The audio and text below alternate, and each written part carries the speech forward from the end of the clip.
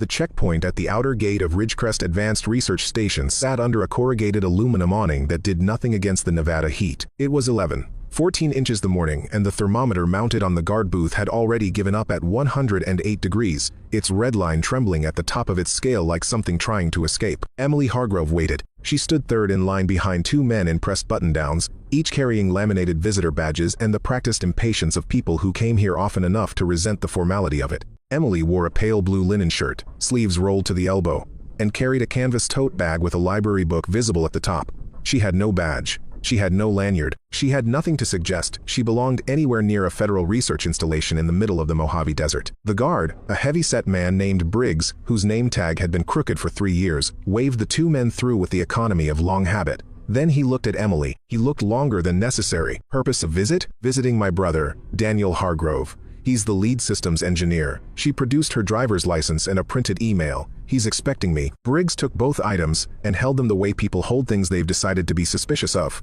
He typed. He waited. He typed again. Emily watched the camera mounted above the booth swivel slightly on its axis, not in response to motion, just a routine scan interval, except it was 0.4 seconds late. She counted it the way other people counted change automatically, without deciding to. The guard booth itself was standard issue.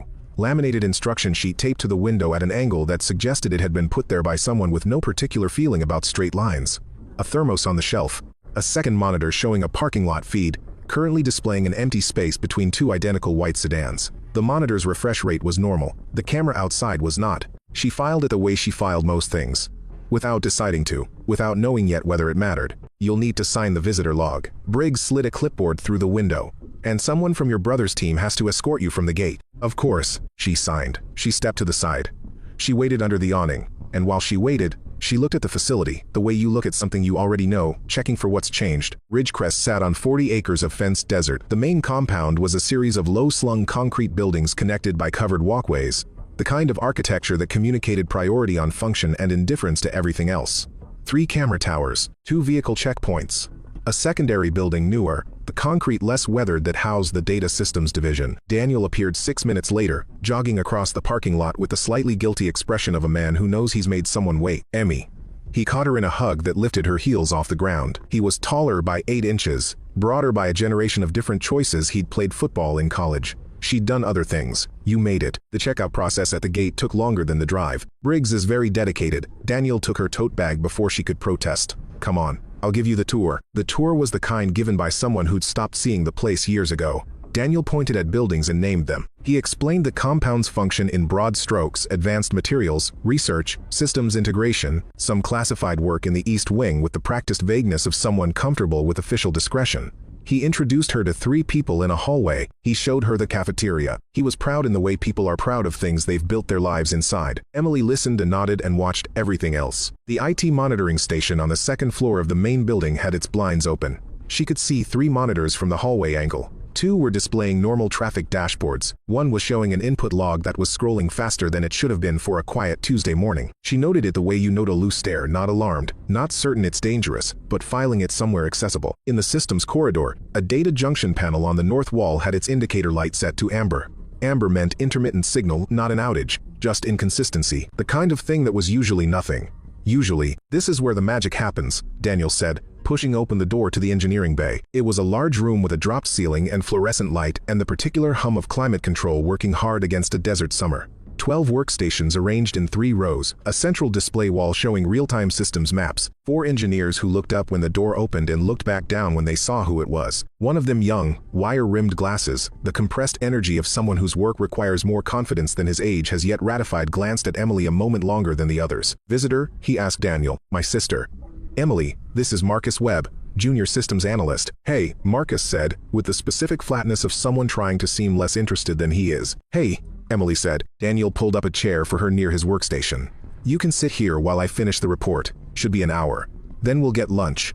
There's a place in town. The camera on junction point 7 has a lag, Emily said. Daniel stopped. What? The outdoor camera. 3rd tower from the south gate. It's running about half a second slow on its rotation cycle. I noticed it at the checkpoint. A beat of silence. The kind that forms when someone says something unexpected in a room where people have decided in advance what kind of person they're dealing with. That's probably just a maintenance thing, Daniel said. It gets calibrated, the amber light on the north corridor junction panel. How long has it been, Amber? Marcus looked up from his workstation, not with skepticism this time, with something more careful. 3 days, he said. We flagged it. It's on the maintenance list, and the input log on the second floor IT station is scrolling faster than your traffic patterns would account for at this time of day. The room was quiet in a different way now. Daniel set down his coffee mug with careful deliberateness. Emmy, you just got here. I know. You're here to have lunch and, I know. She smiled at him. It was a patient smile, the kind built for use in exactly this situation. Finish your report. I'll wait. She took the library book out of her tote bag and opened it. She appeared, to anyone watching, to read. She was watching the data junction panel through the corridor window. The amber light flickered once, held steady, flickered again. She turned a page she hadn't read. The cafeteria served industrial food with industrial efficiency. Emily ate a sandwich and drank bad coffee and listened to the ambient conversation of people who work in proximity to sensitive things and have learned to discuss everything except the sensitive things. Daniel sat across from her and talked about their mother's garden and a road trip he was planning and whether the apartment complex he was considering had good soundproofing. He was working hard at normal. He did this when he was worried about something and didn't want to show it. You look tired, Emily said. We're in a crunch period. The quarterly review. How long has the North Junction been flagged? He put his fork down.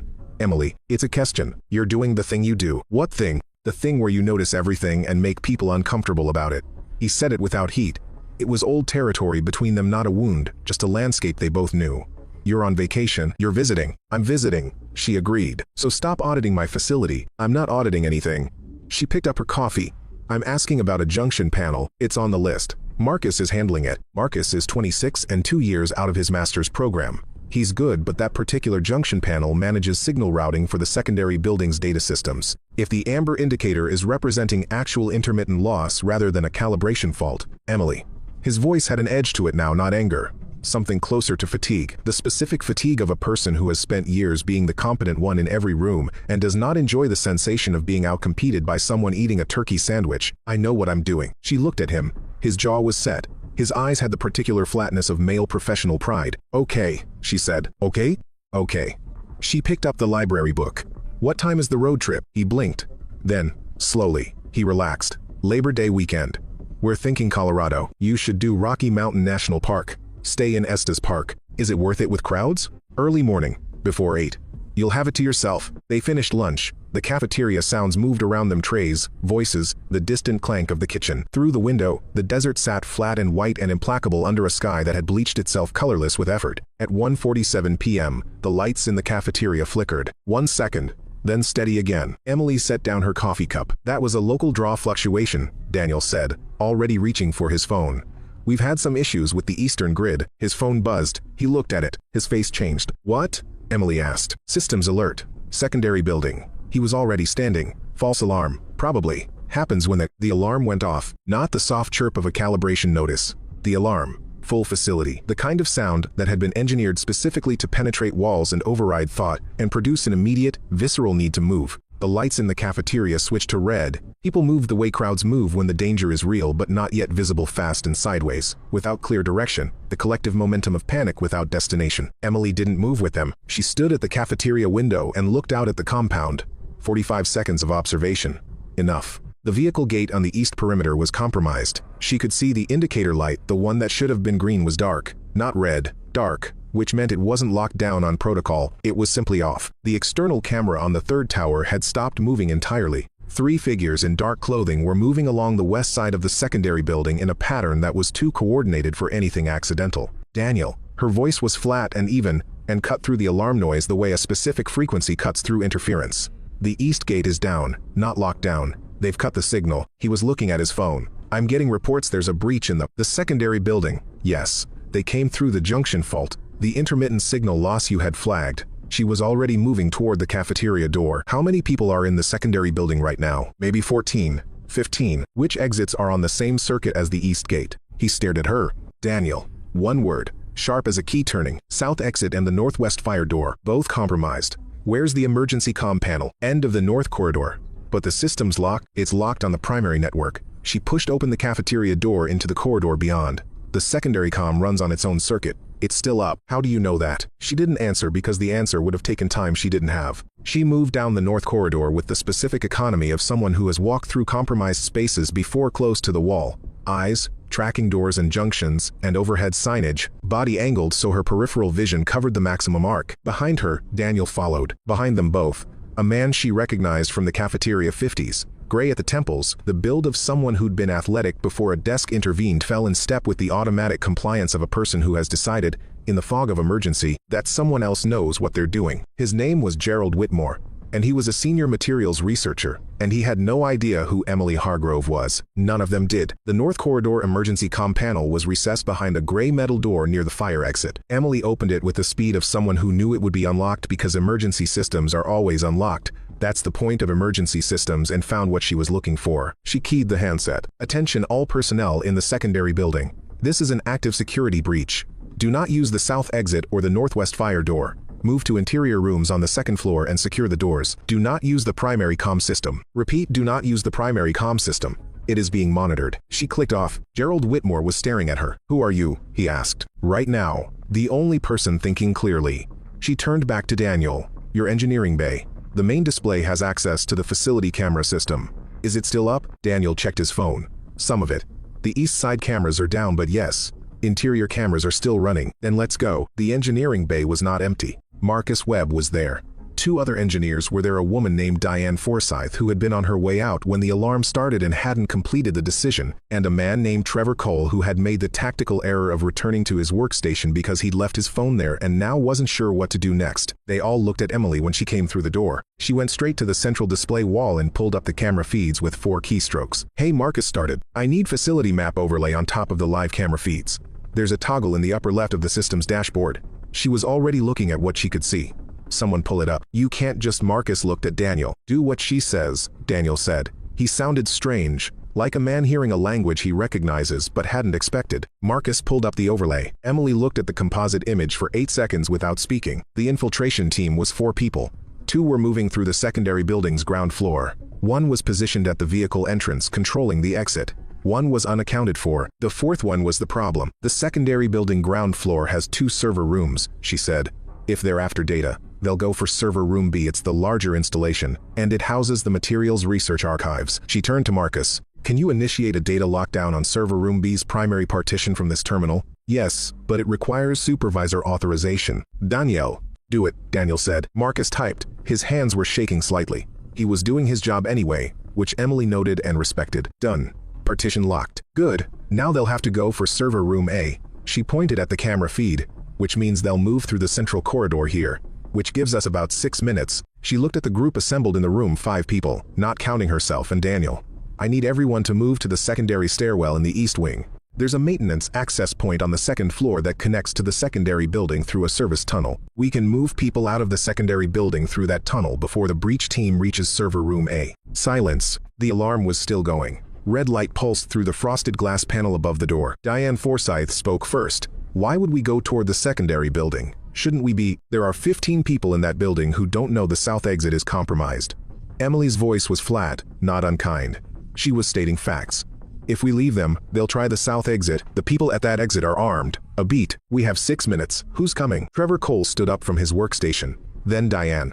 Then Gerald Whitmore, who had followed them from the cafeteria and was still carrying his lunch tray. Marcus was already at the door. The maintenance tunnel smelled like recycled air and old metal and the particular staleness of spaces that exist only to connect other spaces. Emily moved at the front. She kept the group in a tight formation close enough to communicate without sound, spread enough that a single point of observation wouldn't catch everyone at once. She had explained this in 2 sentences before they entered the tunnel and no one had asked her to explain further. Gerald Whitmore had, at some point, put down the lunch tray. The tunnel ran for 60 meters and ended at a service access panel that opened into the secondary building's maintenance corridor. Emily eased the panel open and looked through the gap. Clear. She moved through and held it for the others. The secondary building's ground floor was a bad situation. She could hear not voices, but the specific sound of people trying to be quiet while looking for something, that deliberate near silence that is louder than normal movement. 2nd floor. She breathed. Stairs on the left. They went up. The 2nd floor housed 4 laboratory spaces and a conference room that had been converted into an auxiliary workspace. She found the personnel quickly, a group of 11 clustered in the larger lab, a smaller group of 4 in the converted conference room, all having apparently arrived at the same instinct. Get away from the exits and wait. A woman at the front of the larger group, late 40s, the compact authority of someone used to being the most senior person in any room, stepped forward when Emily came through the door. Who are you? The woman demanded. Emily Hargrove. I'm Daniel Hargrove's sister. I need everyone to move to the maintenance corridor. There's a service tunnel that connects to the main building and the exits there are clear." The woman didn't move. On whose authority? On the authority of the fact that the south exit and the northwest fire door are both compromised and the people watching them are armed. Emily met her eyes without blinking. "You can verify that against the primary system if you like. You have about 4 minutes before the breach team reaches the server room floor, at which point the ground floor becomes significantly less safe than it is right now." The woman looked at her for one long second. Then she turned to the room. "You heard her. Move." They moved 23 people through the service tunnel in 9 minutes. Emily counted the whole time. She counted people, and she counted seconds, and she counted the sounds she could hear from the ground floor: footsteps, the occasional metallic sound of someone examining equipment, once a voice speaking in low tones that she couldn't parse into words but could parse into intent. Intent, searching, not finding, which meant the data lockdown had bought them exactly the time she'd calculated. In the main building, she directed the group to the secure assembly point, a room she'd identified from the facility map within the first 20 minutes of being on site, before the alarm, before any of this, because she identified secure assembly points the way other people identified bathrooms. Automatically. First thing, Daniel was beside her while she directed the final group in. When the room was settled, and 2 of the larger engineers had been positioned at the door not for combat, just for presence. Because presence mattered, he pulled her aside. "Emily." His voice was different now. Not the older brother voice. Not the professional pride voice. Something else. Something older. "How do you know all of this?" She looked at the room. 23 people sitting on the floor or leaning against walls, some holding each other, some on their phones, some just staring at the ceiling and breathing. Marcus was at the terminal in the corner, running diagnostics, doing his job with the focused calm of someone who has found that competence is the best available antidote to fear. "I used to do this," she said. "Do what?" "This. Emergency tactical response. Facility, security, crisis management."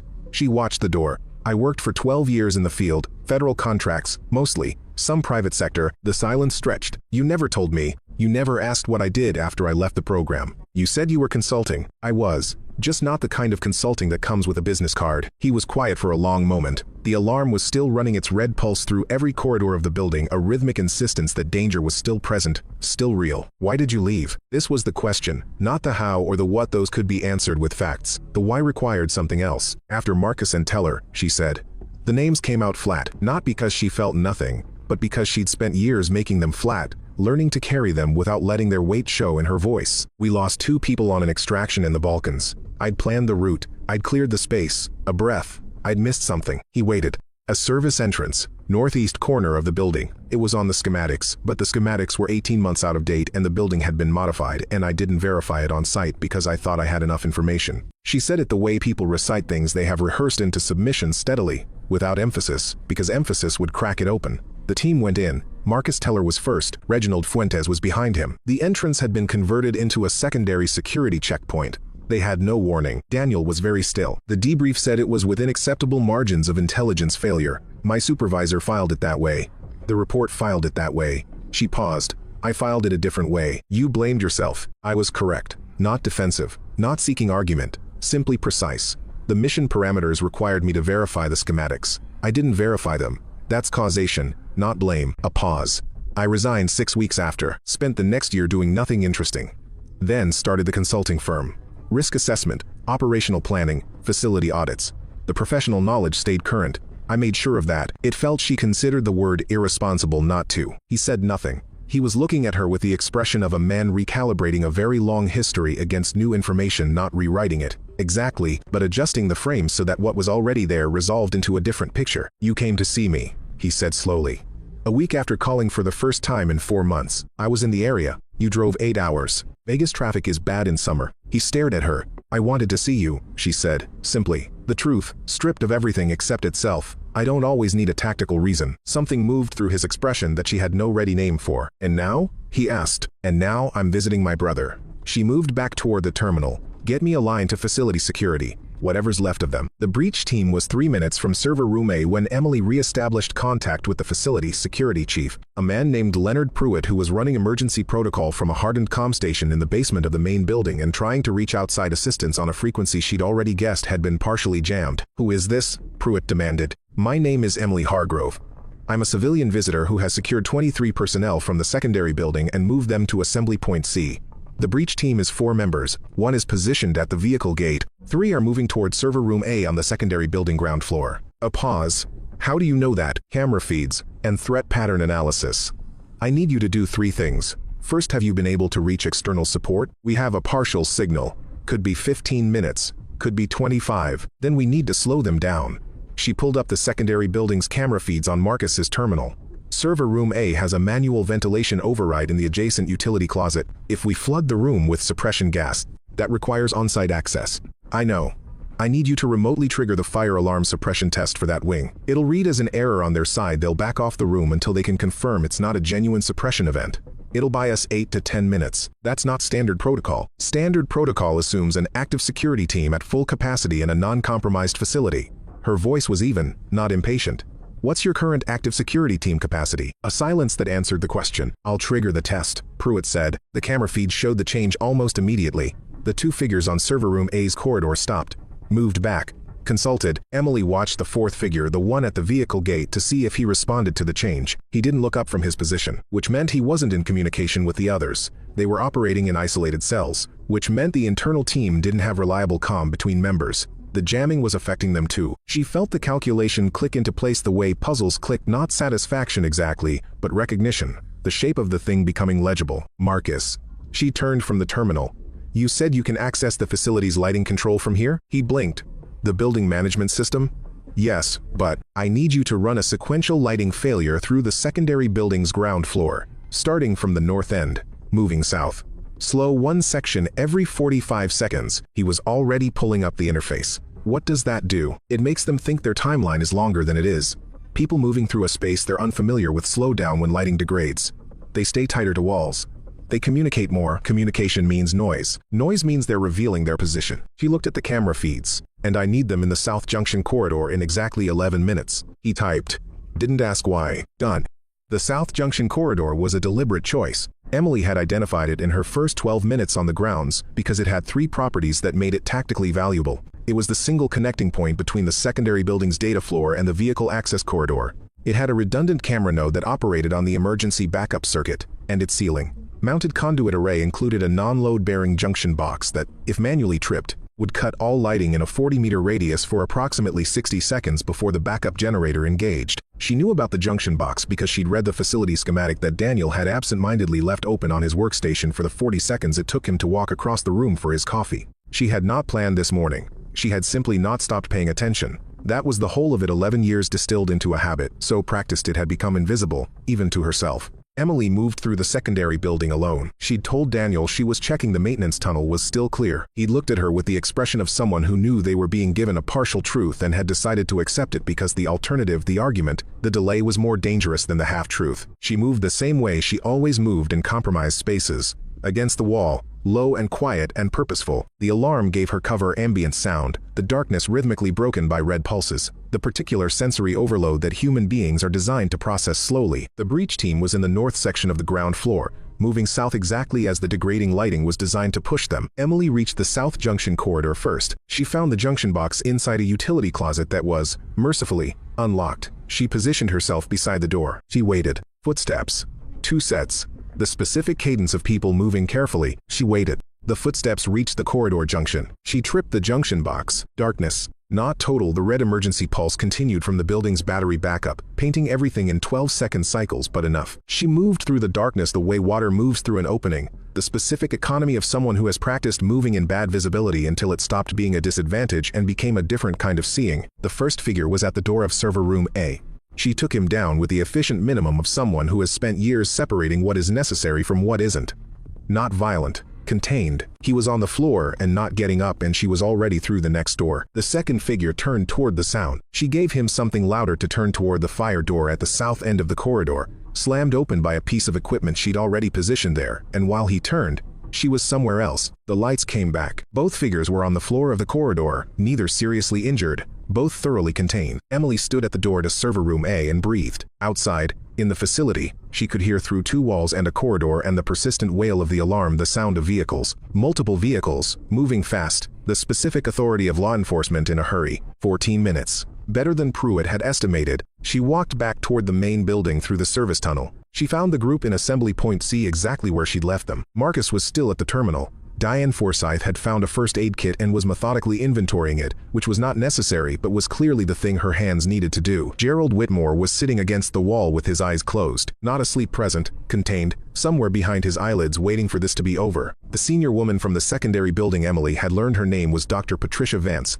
head of materials research, was standing at the window watching the outer compound. Federal response, Vance said, without turning. Took them long enough. 15 minutes from a desert location is not slow, Emily said. The third one, the one at the vehicle gate, they'll have him in another 2 minutes, Vance said. She turned. You did the south corridor by yourself. It was not a question. The tunnel was clear, Emily said. The corner of Vance's mouth moved. It was not quite a smile. It was the expression of someone who has spent a career being underestimated and recognizes the specific architecture of it in someone else. Good tunnel, Vance said. Daniel was across the room. He'd heard. He was looking at his sister with an expression she recognized. She'd seen it on his face only twice before. Once when she'd beaten him at chess for the first time at age 12. Once when she'd given a toast at their mother's birthday that had made the entire room cry. The expression of someone encountering a person they thought they knew. The debrief took 4 hours. Federal agents, facility security, and a woman from a department Emily recognized by its methodology, if not its current organizational chart, asked questions with the professional patience of people who have learned to be thorough. They moved through the sequence, with the careful linearity of people assembling a timeline, not because the timeline was unclear, but because the record required it. Emily answered clearly and completely. She described the camera lag she'd noticed at the checkpoint.